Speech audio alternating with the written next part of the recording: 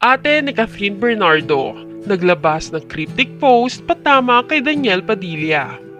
Iniintriga ng maraming netizens ang recent cryptic post na kapatid ni Catherine Bernardo na si Kay. Sa pamamagitan ng Facebook Reel, ipinost ng kapatid ni Kath ang isang video na may text na "We know what you did last summer." Walang tinukoy o binanggit na pangalan si Kay sa kanyang post, pero tila hinulaan ng maraming netizens kung sino nga ba ang pinatatamaan nito. Marami sa kanila ang nagpahayag ng pagkadismaya sa aktor na si Daniel Padilla at pagkagigil sa mga babaeng na-involve umano bilang third party na naging dahilan ng hiwalayan ng Kathniel.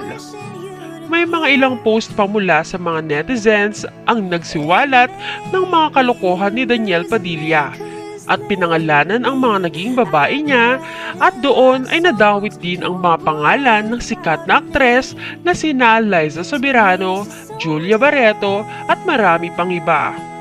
Marami na rin umano nagsisilabas ang ebidensya mula sa mga netizens.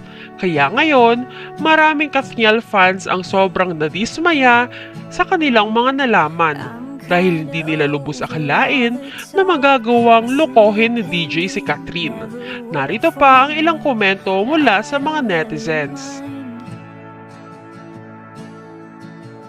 There's nothing wrong with needing you. Anyone who wants to criticize isn't worth the time.